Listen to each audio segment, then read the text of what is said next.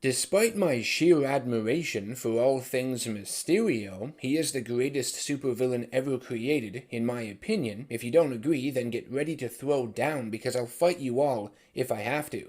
I have yet to review any storylines featuring him on the channel. I know, crazy, right? So today we need to remedy all that and look at what I consider to be the very best Mysterio story comic books have to offer, which oddly enough isn't a Spider-Man story. Nope, the best storyline featuring Mysterio is a Daredevil one.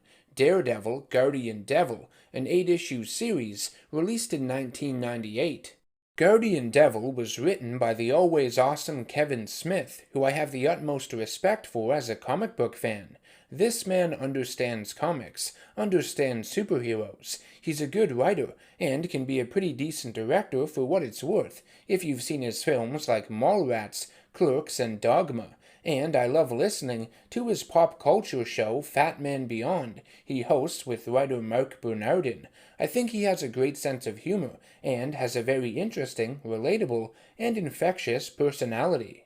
Kevin Smith has written several stories for both Marvel and DC over the years, but I think his best is still Guardian Devil. Mind you, I'm a little biased, mostly because Mysterio is the main villain in it, but I'm allowed to be every once in a while, ain't I?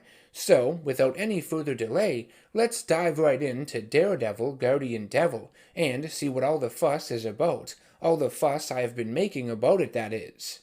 Matt Murdock receives a letter from his love, Karen Page, who had broken up with him 6 months prior, accepting a job offer from a radio station in Los Angeles. Though Karen still loves Matt, she feels confused about their relationship. She has made countless mistakes in the past, many of which have wronged Matt, and she believes he is guilty over the fact that he had let her back into his life, that he is ashamed over that decision deep down, and these feelings that they hide from each other are affecting how much they are giving to this relationship. They aren't really in it 100%, at least it feels that way to her. Heartbroken and confused himself, Matt falls back into his Catholic faith and seeks guidance with the Lord, confessing to a preacher in church. While this is happening, a 15-year-old girl named Gwyneth, clutching her baby, is running down the street, fleeing from a car in hot pursuit, housing the men who murdered her parents. Matt hears this with his heightened senses and changes into Daredevil as the priest continues his spiel. Daredevil catches up with the speeding vehicle, smashing through its windshield and incapacitating the men inside. As the police arrive, he realizes that the young girl has vanished. The next night, Matt attempts to locate her, but to no avail. He is juggling the thoughts of the mysterious young teenager with his thoughts regarding Karen and their relationship. Karen floods his mind and interferes with his concentration. The next day, Matt is surprised when the young girl and the child he had been looking for arrive at his legal offices to speak with him. When they're alone, Gwyneth explains to Matt that her child was the result of a virgin birth, and Matt's senses reveal that she is telling the truth. She then reveals that she knows Matt is Daredevil, that God had spoken to her, pointed her to Matt, and told her that Daredevil would protect her baby. She then departs, leaving the devil with her child. Sometime later, Matt contacts Black Widow, whom he has had a romantic history with before, in the hopes that she can help him through all this mess. Natasha tries to flirt with Matt, thinking this is a simple booty call, seeing as Karen Page left him, but in actuality, Matt needs Natasha to watch over the child while he goes to investigate where it came from. At his law office, he searches the birth records of various hospitals across the city, but is unable to find any mother or child that matches Gwyneth and the baby. Matt is oddly interrupted by a scheduled appointment with a mysterious man named Nicholas Maccabee, an appointment Matt had no prior knowledge of. The man informs him that he is aware of who he is, Daredevil, as well as the current situation Matt finds himself in with the baby, the believed messiah of the human race. However, Maccabee tells Matthew that the child is not a savior, and in fact is the antichrist, which will bring despair and destruction to the entire world, the end of days. Maccabee then goes on to tell Matthew that he is part of a secret organization, an incomprehensible organization that hopes to stop the forces of evil from taking over. He claims that his organization were the ones responsible for guiding the human race along with their development, and were the ones who chose their protectors, the ones who would become the Earth's superheroes, Daredevil included. Before leaving Matt's office, Maccabee offers to take the baby off his hands, and that his organization will dispose of it. He gives Matt 48 hours to come to a decision, but warns him that the longer he has the baby, the more of a threat it poses to his loved ones. Later, on a rooftop, Daredevil watches over the city as Black Widow returns to him with the baby. He asks her if she had a chance to go back in time and kill Hitler as a child, would she? And she responds with the logical answer, no, because what a person becomes is determined by their environment and experiences, not through fate or someone's genetics. Despite this answer, confused and not really knowing what to believe anymore, Daredevil throws the baby off the rooftop. Black Widow catches it, and Daredevil comes to his senses and pulls them back up. Black Widow demands an explanation from Matt, and he tells her the child is the Antichrist. This causes Natasha to burst out laughing and leave Daredevil to dwell on his thoughts while she continues to look after the baby. Matt sits in his apartment, wondering what to think of all of this, as he looks at a gold cross given to him by the strange man in his office. Just then, there is a knock at the door, and it's Karen, returning after 6 months, and drenched in tears. She reveals to Matt that she has been diagnosed with AIDS, as the two embrace. The next morning, Matt leaves Karen to go to work, where he meets with his friend and law partner Foggy Nelson, who has been arrested for murder. That night, he had been with Lydia Mackenzie, and following dinner, the two had, initiated the love-making process. According to Nelson, she had turned into some sort of monster, though, scratching his face, before jumping out the window to her death, which, of course, Foggy was deemed responsible for. He feels ashamed for what happened, not because of the murder, he states his innocence, but because he was unfaithful to Liz Allen, whom he is currently dating, and feels God is somehow punishing him for what he did. Matt goes out as Daredevil and hears someone in trouble nearby. He saves the civilian from the mugger, but it's all a ruse as he is shot with a tranquilizer from behind.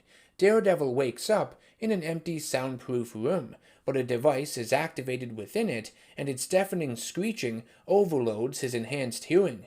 Daredevil is then approached by a large demon-like creature named Baal, who tells the hero he has been misinformed regarding the child, and demands to know where it is. Despite the painful screeching, Daredevil manages to locate the source device on the wall, and listens for a pause in the sound, a loop in the audio, a nanosecond of silence which he uses to his advantage, destroying it with his thrown billy club and escaping the building after jumping out a window. While all that is happening, Nicholas Maccabee pays a visit to Karen Page within Matt Murdock's apartment. He tells her that the Antichrist, the child, has had an impact on her life. Its evil is the cause of her HIV infection. He then goes on to suggest that Karen may have even infected Matthew with the virus as well, causing her to break down. What a dick. Daredevil meets with Black Widow again on a rooftop, and the two discuss the baby, which is a girl by the way. Matt's judgment has become clouded though. He doesn't know who or what to believe, and this paranoia results in him turning on Natasha, believing she may be in cahoots with those he is facing off against.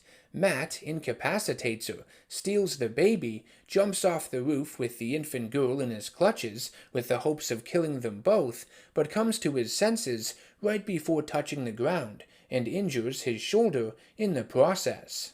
Knowing he needs help both physically and spiritually, Daredevil goes to the Clinton Mission shelter and seeks solace with his mother, Sister Maggie. The two discuss the child, their faith in the existence of God, Matt's father. The conversation covers a lot of ground. Karen arrives at the shelter to speak with Matt and asks him if she can hold on to the baby, that it will help take her mind off all her problems. Matt realizes he had never spoken to her about the baby, though, and she tells him that Maccabee had come to her at the apartment. Matt snaps at Karen for turning on him yet again, and the two part ways once more. A mysterious figure meets with an assassin, ordering him to retrieve the child from Daredevil, and to rough him up a bit if he can, but to make sure he remains alive. The man in the shadows is revealed to be Nicholas Maccabee, and the assassin none other than Bullseye himself.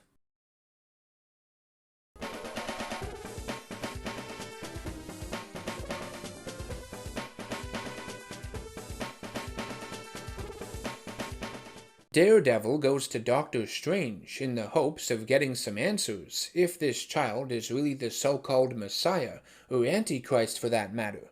Strange cannot sense anything, but does inform Daredevil that the gold cross he has been holding on to, given to him by Maccabee, is laced with some sort of hallucinogenic.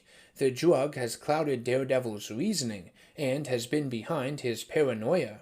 Strange then opens up a portal and summons Mephisto so he can verify if the allegations about this child are true. Reluctantly, Mephisto explains that the Savior left as a man, and will return as a man to mark the destruction of humanity, as foretold in the Book of Revelations, and so it could not be the child. Before he departs, he tells Daredevil that his mother is in danger, threatened by his own nemesis, something he finds quite delicious and will enjoy watching, as he laughs maniacally and the portal closes. Daredevil returns to the shelter and comes face to face with Bullseye, who had murdered several nuns and even the homeless that had sought refuge there. Bullseye makes use of countless weapons against Daredevil, even throwing his two front teeth at him that had been knocked loose by the hero. He follows that up with a shot from a handgun, something Bullseye rarely uses, but has made an exception to in this instance. With Daredevil weakened and seemingly defeated, Bullseye demands that he tell him where the kid is. Karen arrives and offers to give Bullseye the child, so long as the villain spares Daredevil's life. The infant is a fake, however, and Bullseye knocks Karen down with it with a well-aimed throw. He steals the real child from the injured Maggie, and before he makes his exit, Bullseye hurls Daredevil's billy club back at him, and Karen dives in front of it and is impaled. Karen Page then dies in Matt's arms. With Karen dead, Matt contemplates committing suicide, but remembers a time when Karen had told him to never give up on being a vigilante, no matter what, and he intends to keep going, for her. Daredevil goes to his old pal Turk Barrett and interrogates him for information, learning of a criminal meeting taking place tonight, led by some old man with a lot of money and a grievance against Daredevil and some baby.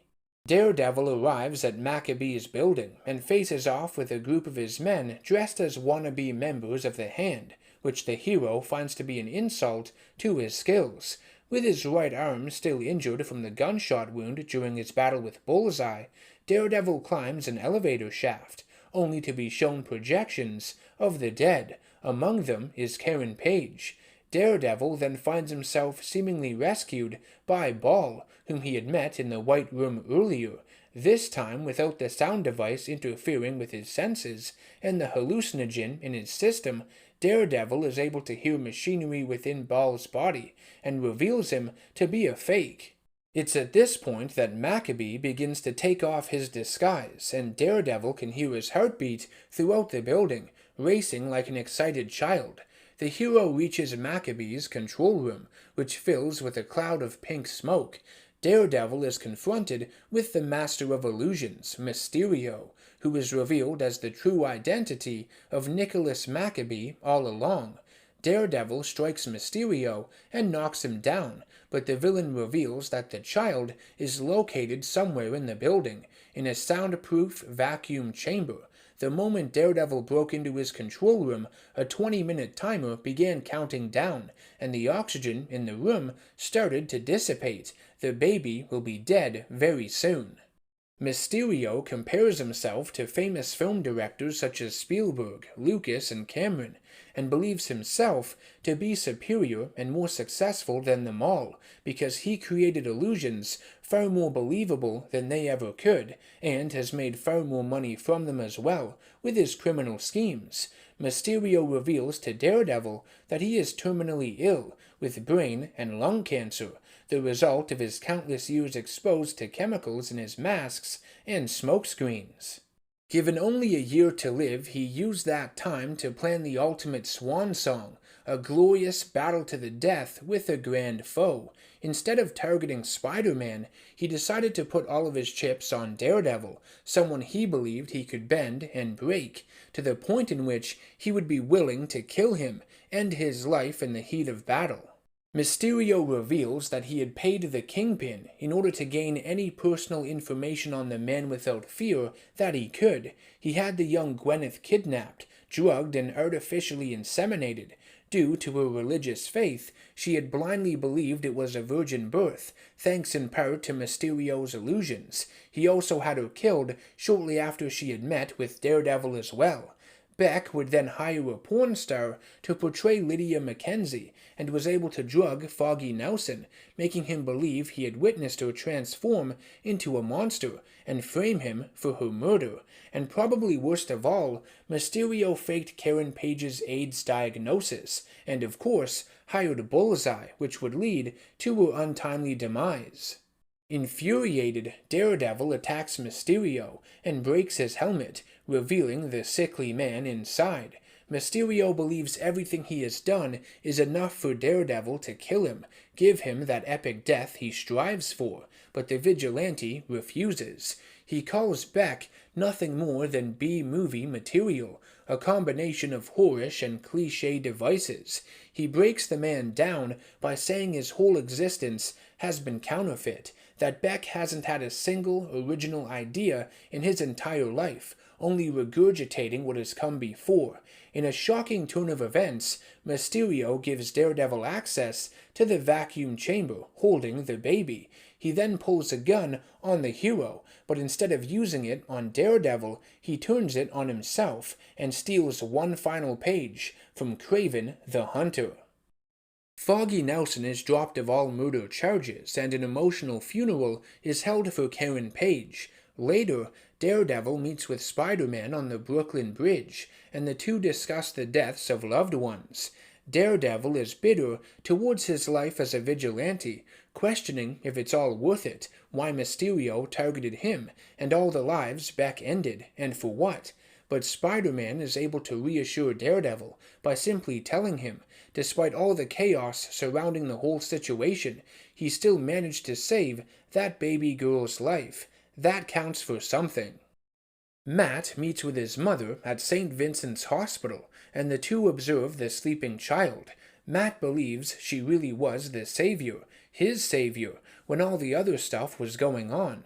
They depart. Maggie tells him foster parents have been found, and that she needs a name, to which he suggests Karen.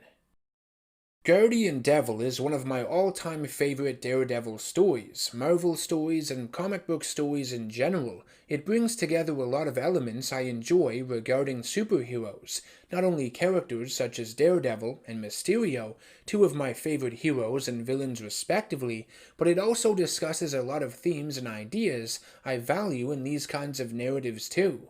Kevin Smith understands these kinds of characters and stories. He's a comic book fan through and through, and it bleeds off into his writing here. You get a strong sense of his passion.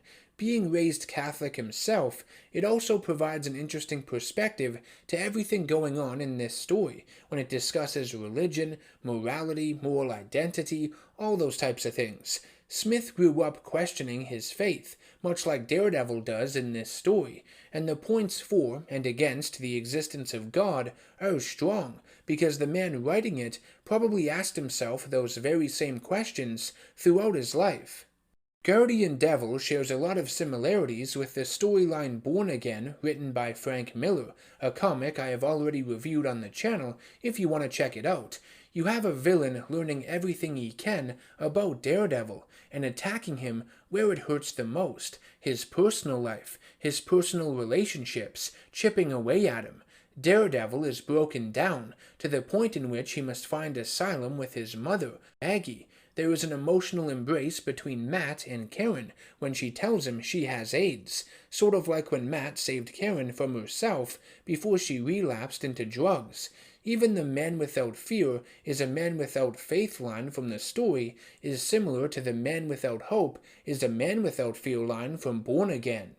Guardian Devil's similarities to 1986's Born Again are fairly superficial though, because the nitty-gritty of the storyline delivers a lot of new and interesting ideas, not to mention discusses a few new themes as well. Not only do you have Matthew distraught over Karen leaving him, which makes him question his faith and everything, but you have Daredevil forced into taking care of this child that finds itself between these two factions, or so it seems. One that views the baby as a messiah, and the other an antichrist. Daredevil's judgment becomes clouded throughout this story. He's confused, doesn't know who or what to believe, and essentially goes insane, throwing himself off that building with the intention of killing the baby along with himself. He goes so far over the edge, literally, and is his own worst enemy in many ways. Unlike Born Again, which features the Kingpin executing a very cold and calculated series of events, tangible events that we never really question, here everything we see is essentially a fabrication. As the story progresses, more and more things don't seem right, don't fit together as well as they should, which results in a very uneasy feeling for the reader. You know something is off, but you can't quite put your finger on it. And a lot of it centers around the unassuming Nicholas Maccabee, this friendly and seemingly mild-mannered old man. From the moment he appears, there is something fishy about him. His story seems really vague. He refuses to give much detail about his organization, and the contradictory elements surrounding who or what the baby is makes him come off as very untrustworthy. You can't believe anything he says. Maccabee is of course revealed to be Mysterio, and in actuality is the repurposed likeness of one Jonathan Curtin, who he had killed. Quentin Beck had considered playing the role of Maccabee himself, without any prosthetics, because Matt Murdock is blind and had never met him in the flesh before. However, he feared those close to Daredevil might recognize him, and thus felt a disguise would be necessary to execute his plan. There are very subtle moments throughout this storyline that hint at Mysterio being Maccabee, even before the audience becomes aware of it. Blanketed in darkness, a mysterious figure, later revealed to be Maccabee, mentions an old friend of his, the Arachnid, and that when Daredevil is defeated, people will no longer snicker at his work. Kingpin also reads a newspaper, impressed by what he sees, and refers to the one responsible as a prestidigitator, which is defined as a sleight-of-hand artist, a magician. He knows who has been behind all of the crimes because he had met with Mysterio prior to the events of this storyline. I really enjoy the way Mysterio is depicted in Guardian Devil. With a terminal illness, knowing he is going to die, it means he has nothing left to lose and does not hold back, waging his war against Daredevil. His ultimate goal is to die, not by the cancer, but in battle, like an epic death scene in a play or movie. He targets Daredevil because he feels the hero is psychologically unstable enough from past events and relationships, and given enough of a push, is capable of ending the life of a villain, especially one that torments him to the extent that Mysterio does. Mysterio knows he is no match for the heightened senses and skill set of Daredevil. Kingpin even tells him that when they meet, but his goal isn't to defeat Daredevil, it never was. It was to drive him insane, make him bloodthirsty enough to end a life, his life. That's why he comes up with such a complicated plan of smoke and mirrors, because the second Daredevil gets his hands on him, the battle will be over. It doesn't matter how many illusions you have at your disposal, Daredevil is blind. He sees through any visual trick you can send his way, which basically makes up the entirety of Mysterio's arsenal. He's fucking useless against someone like Daredevil, and he knows it. That's why he targets everything else surrounding Daredevil and not really Daredevil himself. Mysterio's end goal is to die by the hands of Daredevil in a glorious film-quality death. When that plan fails, he decides to take his own life in a fashion you could argue is just as dramatic and epic, given that scenario. When Mysterio dies, his image is plastered on TV screens. He gets the attention he always wanted, if only for a short while. J. Jonah Jameson and the Daily Bugle frame Spider-Man as the one responsible for killing him too, so I guess Mysterio has the last laugh after all, taking shots at both Spider-Man and Daredevil in this story, hitting two birds with one stone. The death of Karen Page in this storyline is really powerful, and not something I think many people expected. She had been in the comics since the 1960s. She was a prominent character in Daredevil stories, having been through so many ups and downs with Matt Murdock. Seeing her go out the way she did was heartbreaking. The letter she wrote to Matt that he finds at the end brought me to tears the first time I read it. It's emotional stuff. Not to mention that sequence with her on the park bench, remembering all the times she had let Matt down, feeling they are broken souls that find themselves whole when they are together, feeling they need each other now more than ever. You really wanted things to be right again. You wanted that happy ending. One element of this storyline that I find has become a bit divisive as the years have progressed is all the stuff pertaining to AIDS, HIV. Some fans feel it was added simply for shock value, for inclusion, and that it hasn't aged all that well, but I don't know, I don't see anything wrong with it. It was a different time. Even in the late 1990s, AIDS was a lot more prominent than it is now, or at least was a topic of discussion more than it is now, so you can't really attack the story for including it like this. In 200 years, will people look back at stories focusing on cancer and see them the way we see them now? Will they age terribly? Will people be able to relate to them as much as we do? Who knows? Viewing this sort of stuff through a modern lens, I think you can only go so far with it, because that modern lens you're using will just be outdated again tomorrow, so why bother? This concludes my review of Daredevil Guardian Devil. It's one of my favorite Marvel comics, Daredevil comics, and comics featuring my all-time favorite supervillain, Mysterio.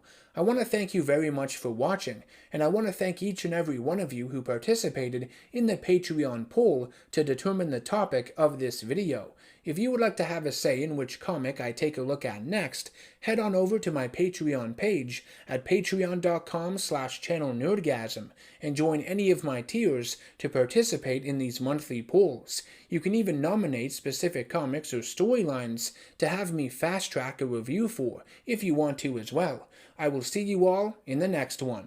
Take care.